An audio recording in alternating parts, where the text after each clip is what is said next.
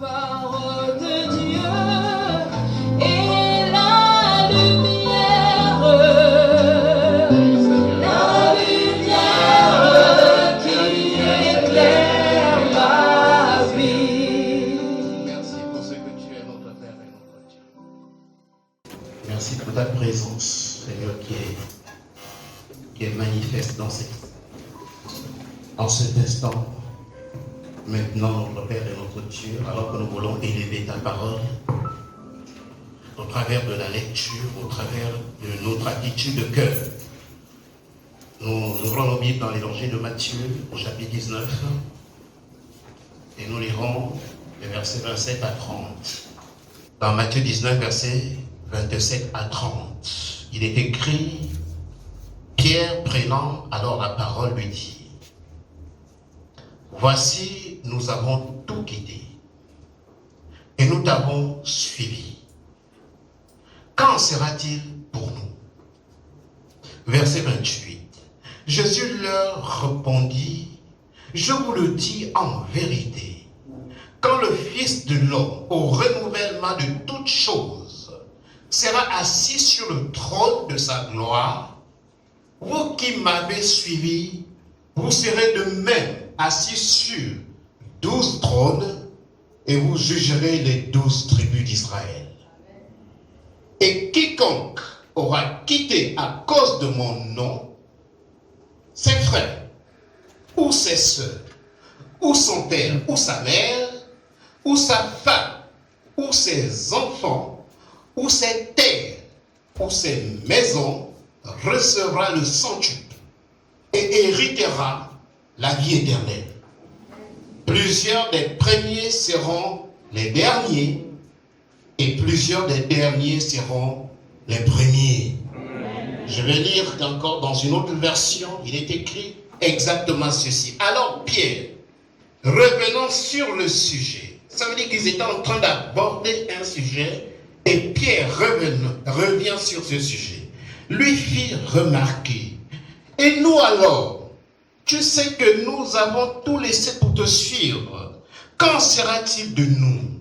Jésus leur répondit, vraiment, je vous l'assure, quand naîtra le monde nouveau, et que le Fils de l'homme aura pris place sur son trône de gloire, vous qui m'avez suivi, vous siégerez vous aussi sur 12 trônes, et vous jugerez les 12 tribus d'Israël. Tous ceux qui auront quitté à cause de moi des maisons, des frères ou des sœurs, leur père ou leur mère, leurs enfants ou leurs terres, recevront 100 fois plus et auront part à la vie éternelle. Mais beaucoup de ceux qui sont maintenant les premiers seront parmi les derniers. Et beaucoup de ceux qui sont maintenant les derniers seront les premiers. Que Dieu bénisse sa parole. C'est une histoire pleine de franchise entre Jésus-Christ et ses apôtres. Et la déclaration ou la question de l'apôtre Pierre fait suite à un problème, à quelque chose qui a été évoqué et vous le verrez dans les versets précédents. C'est l'histoire du jeune homme riche qui avait catégoriquement refusé de suivre le Seigneur à cause de ses richesses. Je reprends. Je suis en train de situer le contexte avant de libérer ce que Dieu m'a mis à cœur par rapport à ce que nous venons de lire. Parce que l'on a vu qu'il s'agit de la continuité d'une histoire. Il s'agit d'un jeune homme qui possédait de grands biens, dit la parole de Dieu. Jésus va lui dire, vends tes biens et suis-moi. En résumé, il a refusé de vendre, il a refusé de suivre le Seigneur. Et Pierre prend la parole. Voilà pourquoi l'autre version que nous avons lue, il est dit, Pierre revenant sur le sujet. Il va dire au Seigneur que nous qui avons tout quitté là pour te suivre, gagne quoi? C'est ça la question de Pierre. C'est ce qu'il demande à Dieu. Il dit, qu'est-ce que nous on gagne? Parce que l'histoire précédente nous atteste, et nous le savons, et les choses n'ont pas changé, que les gens qui ont des richesses n'aiment pas suivre le Seigneur. Les choses n'ont pas changé, les amis. Si on compte parmi nous là, des personnes hyper fortunées, il n'y a pas grand monde. Et c'est pareil dans toutes les assemblées. Donc ça ne date pas d'aujourd'hui. Pourquoi? Parce que les gens ont pris leur cœur, ils ont enlevé ce cœur qui devait être donné à Dieu et ils ont donné au bien de ce monde. Et le cœur bat beaucoup plus pour les choses de ce monde que pour les choses spirituelles. Voilà pourquoi, les amis, les personnes hyper fortunées n'ont que faire de l'église. C'est rare, très rare. Et Pierre, dans sa franchise, il va poser une question au Seigneur. Que nous autres là, qu'est-ce qu'il en sera? Parce que nous avons tout quitté pour te suivre. Qu'est-ce qu'on gagne dans cette affaire-là? Il y a certains commentateurs de la Bible qui parlent de... Non, il ne faut pas jeter la pierre à Pierre. Cet homme est en train de faire preuve d'une certaine franchise. Il faut être sincère avec Dieu. Sinon, tu risques de suivre le Seigneur de façon hypocrite. Tu vas faire semblant d'être content de suivre Dieu, mais en réalité, au fond de ton cœur, tu es en train de te dire, mais cette histoire de suivre Dieu là, je gagne quoi? C'est ça, les amis. C'est ça le problème. Pierre a été franc en demandant à notre Seigneur, Seigneur, quand sera-t-il pour nous? En d'autres termes, qu'est-ce que nous gagnons, nous qui avons tout quitté? Qu'est-ce que tu gagnes? Toi qui es assis là ce matin, en venant à l'église, tu gagnes quoi? Pierre ne voulait pas un christianisme hypocrite. Celui qui consiste à faire semblant d'être en joie, tout en se demandant dans son cœur, est-ce que je gagne même quelque chose dans cette histoire d'être ici tous les dimanches? Si tu penses que tu ne gagnes rien en venant à l'église ou en suivant le Seigneur, c'est tout à fait logique de penser aussi que tu ne perds rien en quittant l'église. Voilà pourquoi les gens quittent l'église avec une facilité extraordinaire, déconcertante. Pourquoi? Parce qu'ils ne savent pas ce qu'ils gagnent. Amen. Et si tu ne sais pas ce que tu gagnes, ben tu vas quitter facilement parce que tu ne sais pas ce que tu perds. Pour toi, tu ne perds rien. Amen. Tu peux quitter la foi chrétienne, tu peux quitter l'église, tu peux abandonner Jésus-Christ. Pour toi, tu ne perds rien. Parce qu'au départ, tu ne savais pas ce que tu gagnes. Amen. C'est ça le vrai problème, les amis. On ne sait pas ce qu'on gagne lorsque nous venons nous asseoir ici. Voilà pourquoi nous prenons les choses de Dieu avec une légèreté déconcertante. Parce que ce qu'on gagne n'est pas clair dans notre tête.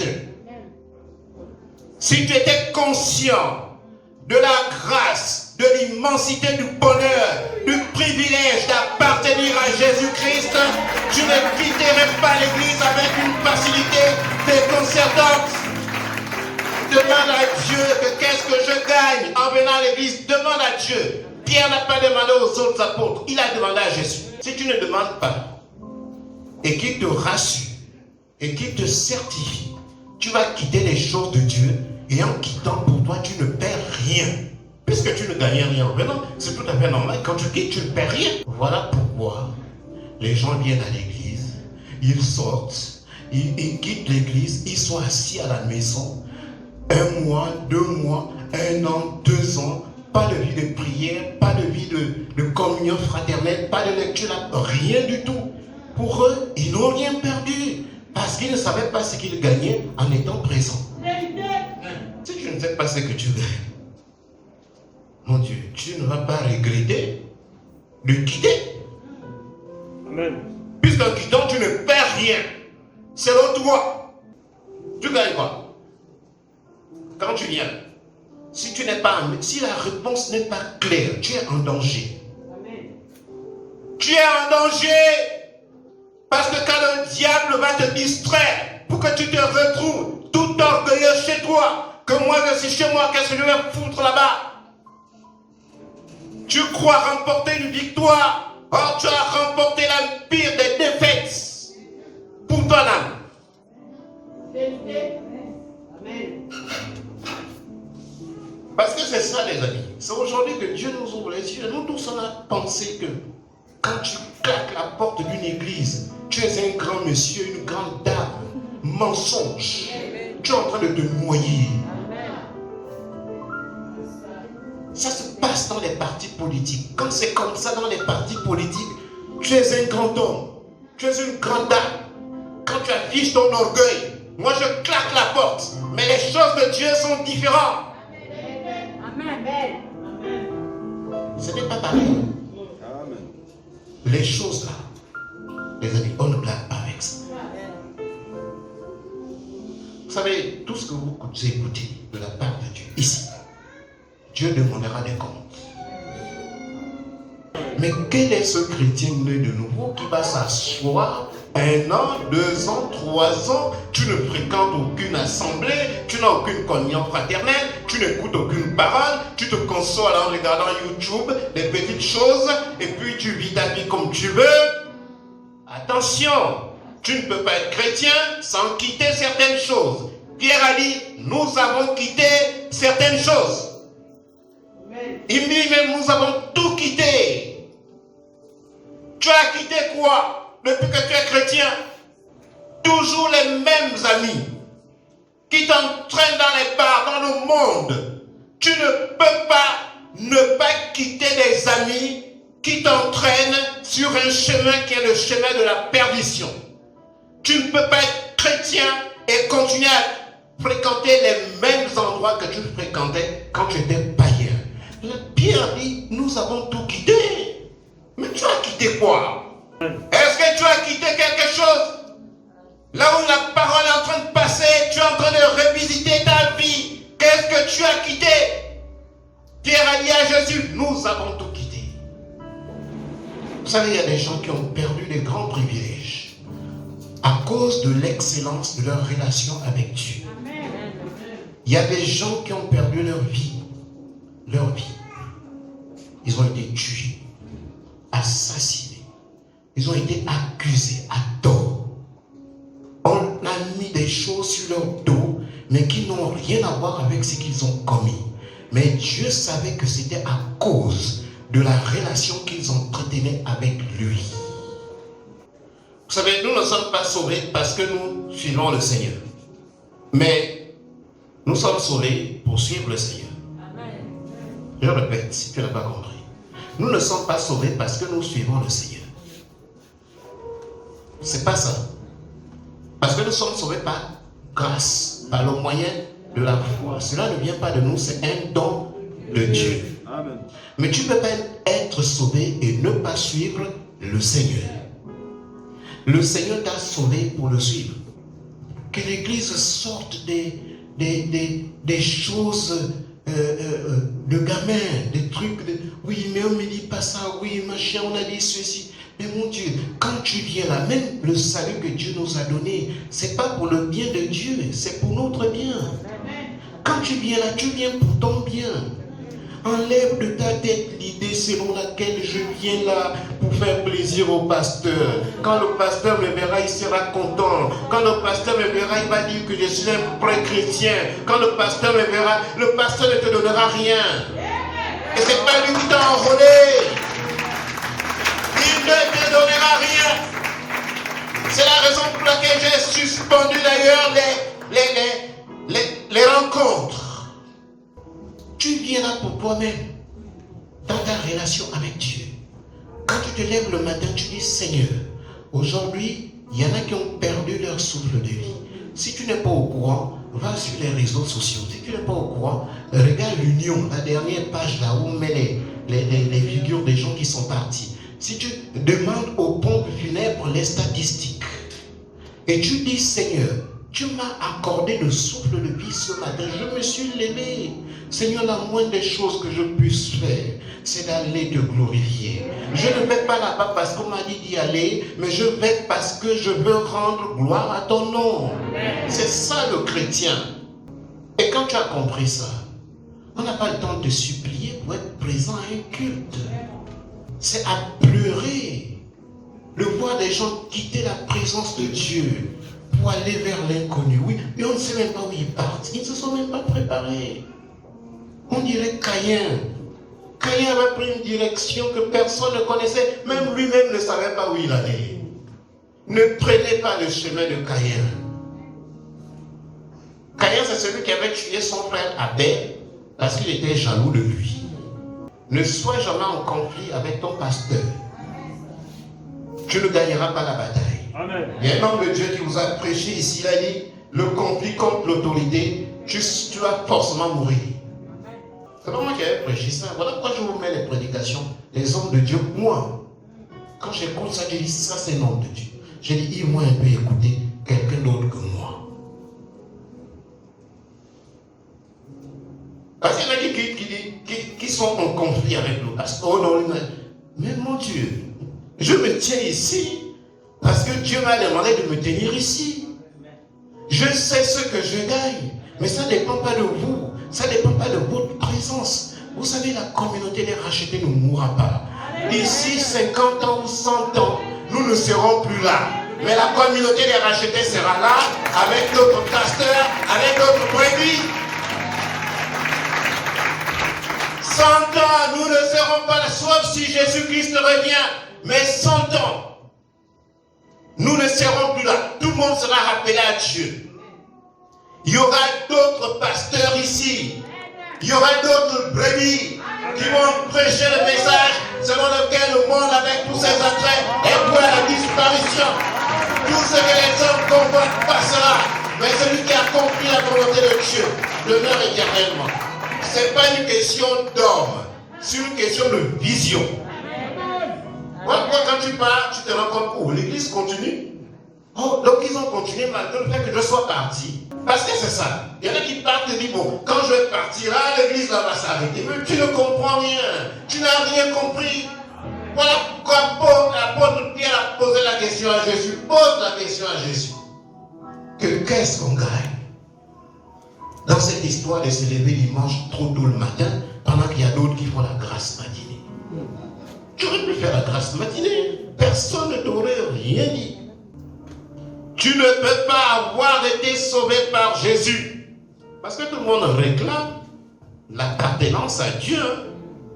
Tu ne peux pas contester. Si je dis qui appartient à Dieu ici, tout le monde va lever la main. Mais attention, ça ne se passe pas par le seul fait de lever la main.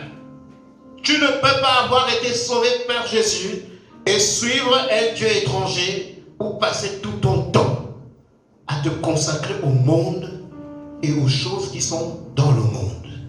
Pierre, prenant la parole, lui dit, voici nous avons tout quitté et nous t'avons suivi. Qu'en sera-t-il pour nous? C'est une question légitime. C'est une question, pour moi, c'est une question légitime posée par un homme qui avait accepté de suivre le Seigneur. Et Jésus ne lui fait même pas de reproche. Mais pourquoi tu me poses une question comme ça? Est-ce qu'on est ici pour des questions, machin? Tu veux gagner, tu veux encore gagner quoi? Jésus n'a pas fait de reproche à Pierre. Parce que je vois certains commentateurs de la Bible qui font dire à la Bible ce qu'elle ne dit pas. Attention, même les commentaires que vous lisez là. Vous savez, le meilleur enseignant pour un homme, c'est d'abord le Saint-Esprit. Même ce que je dis là, vous êtes fondé à aller à la maison, fléchir les genoux, dire Saint-Esprit, éclaire-moi sur cette portion de la Bible. C'est ce qui fait grandir un homme dans la foi. Pierre déclare que nous avons tout quitté et nous t'avons suivi. Parce que Jésus-Christ ne se résume pas, les amis, seulement à crier et à danser dans l'église. Vous savez, même notre propre Bible, s'agissant de notre vie, Jésus dit, celui qui voudra la sauver, la perdra. Amen. Mais celui qui la perdra à cause de moi, la retrouvera. C'est écrit comme ça, les amis. Si vous n'avez jamais lu ça, quand vous allez rentrer, chercher ce verset biblique où Jésus dit, celui qui voudra sauver sa vie, la perdra. Il faut que chacun aussi sache qu'est-ce qu'il a quitté. Parce qu'on ne peut pas déclarer sur Jésus-Christ et ne rien quitter. Si avant de rencontrer Jésus-Christ, ton temps, c'était pour toi. Quand tu rencontres Jésus-Christ, ton temps, tu le consacres à Dieu. Même quand je dis ton temps là, mon Dieu, quel temps? Même dimanche matin, les gens ont du mal. Là, si je demande à la diaconesse qui suit un peu, il y a plein qui sont absents là, parce qu'ils n'ont pas de temps. Ils n'ont pas de temps, même dimanche matin, ils n'ont pas de temps de Dieu. C'est grave. D'ignorer que c'est Dieu qui t'a renouvelé le souffle de vie. Pierre dit que nous avons consenti des sacrifices pour te suivre. Et toi, tu crois suivre Jésus en prenant tout ton temps, 24 heures sur 24, que pour tes affaires. Du lundi au dimanche, c'est toujours pour tes affaires. Ton argent, c'est toujours pour toi-même. Ton énergie, c'est toujours pour toi-même. Mais finalement, tu as quitté quoi? Pour suivre le Seigneur. Qu'est-ce que tu as quitté? L'église a été suscitée pour éviter que les gens ne vivent dans l'illusion d'être sauvés. L'illusion, c'est pas bon. Hein? Parce que quand tu vis dans l'illusion, tu peux avoir une surprise désagréable. Amen. Parce qu'il a dit, ce jour-là, il dira, bon et fidèle serviteur, rentre dans la joie de ton maître. Et à d'autres, il dira, retirez-vous de moi, je ne vous ai jamais connu. C'est prophétique. Ça se passera comme ça. Et nous sommes là, les amis, pour fléchir nos genoux devant le Père, pour dire, Seigneur, que nous fassions partie de la catégorie de ceux à qui tu diras, bon et fidèle serviteur, rentre dans la joie de ton maître. Mais ce n'est pas en zappant un culte qui ne dure que 2 heures. Après là, nous allons tous sortir, on va pas qu'à d'autres occupations. Ne serait-ce que ça. Alors qu'il y a des gens qui ont quitté tout ce que le Seigneur est en train d'énumérer, qui ont quitté tout ce que Pierre met dans le paquet de ce qu'il a quitté. Tu es chrétien? Oui, tu as quitté quoi? Qu'est-ce que tu as quitté pour suivre Jésus? Tu es toujours dans les mêmes choses. C'est vrai, il ne s'agit pas de marchander avec Dieu, je l'ai dit, parce que nous sommes sauvés par grâce. Amen. Mais la particularité des personnes sauvées par grâce, c'est que ces personnes ne vivent plus pour elles-mêmes. Je répète, il n'est pas question de marchander avec Dieu. Parce que Dieu nous a sauvés par grâce. C'est un don gratuit. Si c'était à cause de ce que nous aurions fait ou de ce que nous n'aurions pas fait, on ne peut rien faire qui puisse incliner le cœur de Dieu au point de nous accorder un si grand salut. Il n'y a rien qu'un homme puisse faire sur terre qui puisse incliner le cœur de Dieu. Parce que le salut, c'est quelque chose de très grand. Mais si Dieu t'a sauvé par grâce, tu ne peux pas ne pas vivre pour ce Dieu-là. Amen. Sauf si tu n'as rien compris. L'attachement à Dieu peut te faire perdre beaucoup d'amis. Écoutez-moi bien, surtout les nouveaux qui viennent là. Si tu décides de t'attacher à Dieu, il se pourrait que tu perdes certains amis que tu aimais bien. Il se pourrait que tu rentres en conflit avec certains parents qui ne voudront pas que tu suives la voie de la vérité, le chemin de la lumière. Ce que Jésus-Christ a déclaré quand nous avons lu, ce n'est pas de nous inciter à haïr nos parents. Aucun verset ne nous demande de haïr nos parents. Bien au contraire, il nous est demandé d'honorer son père et sa mère. Amen. Mais attention, le fait que tu donnes ta vie à Dieu peut te mettre en conflit avec certains de tes parents. Amen. À partir de là, le choix est clair. Tout le temps, continuez à prier pour eux. Jésus leur répondit, verset 28. Je vous le dis en vérité, quand le Fils de l'homme au renouvellement de toutes choses, sera assis sur le trône de sa gloire. Vous qui m'avez suivi, vous serez de même assis sur 12 trônes et vous jugerez les 12 tribus d'Israël. Et quiconque aura quitté à cause de mon nom ses frères ou ses sœurs, ou son père, ou sa mère, ou sa femme, ou ses enfants, ou ses terres, ou ses maisons, recevra le centuple et héritera la vie éternelle. C'est Jésus-Christ qui garantit sa parole. C'est lui-même qui est en train de parler. Il donne la garantie, il certifie. Il dit, quiconque aura quitté à cause de mon nom, à cause du nom de Jésus. Il a signé, c'est une signature. Cette façon de parler, c'est une sorte de signature. Il le garantit. Mais si nous ne pouvons pas croire ce que Jésus-Christ dit en certifiant qu'il en sera ainsi, nous allons croire qui? Je ne sais pas si vous mesurez le caractère important des rassemblements que Dieu nous accorde ici, en cet endroit. Le caractère importantissime. Est-ce que vous mesurez ça? C'est important, les amis. On ne vous invite pas ici pour faire le nombre. On ne vous invite pas ici parce que ça fait bien le pasteur. Non. Maman, hier, je t'ai même dit, c'est hier. Je t'ai dit, même 10 personnes là, c'est bon. Je continue à faire mon ministère. Hier, je te l'ai dit, hier, 10 personnes, tu mènes un ministère puissant. Mais Dieu vous a envoyé, on vous garde. J'ai la responsabilité de vous dire, les amis, c'est qui est important. Plusieurs des premiers seront les derniers. Et plusieurs des derniers seront les premiers. C'est une mise en garde que le Seigneur nous a donnée ici. Il y a un dimanche ou 2 dimanches. Que, attention, on peut bien commencer et mal terminer. On peut bien commencer et mal terminer. Attention, on peut bien commencer et mal terminer. Vous savez, lorsque Jésus-Christ appelle Judas Iscariote au ministère apostolique, il ne s'est pas révélé tout de suite comme étant un voleur dans la corbeille de l'église. Il ne s'est pas révélé tout de suite comme étant celui qui devait trahir Jésus-Christ pour quelques pièces d'argent. Il ne s'est pas révélé comme celui qui allait se pendre. Il a bien commencé et il a mal terminé. Il n'y a pas d'acquis dans ces choses-là.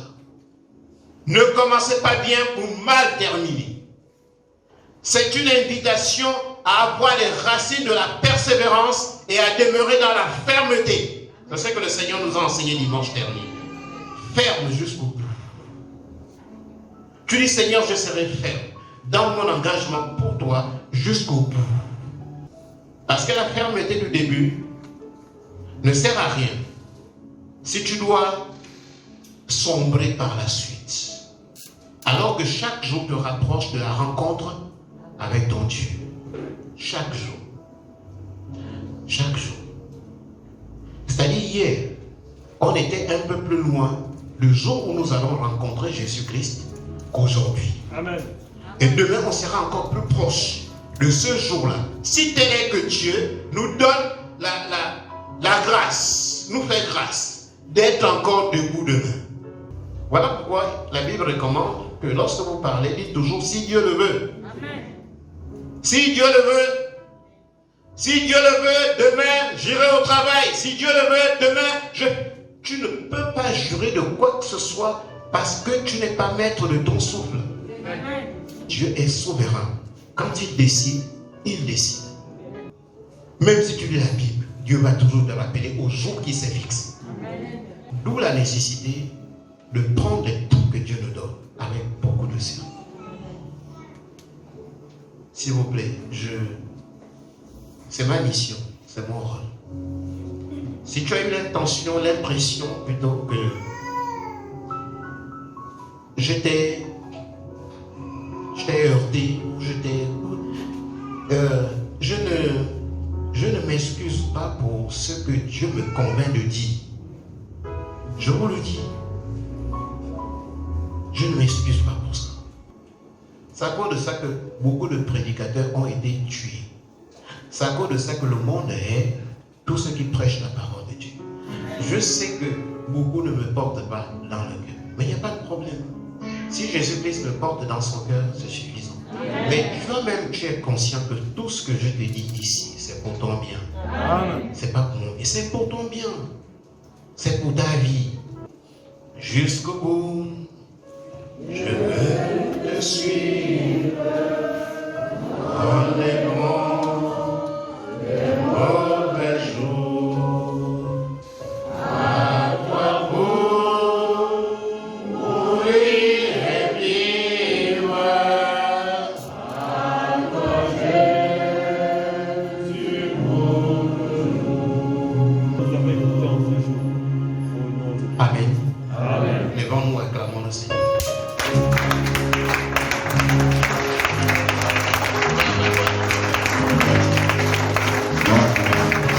L'acclamation, Seigneur.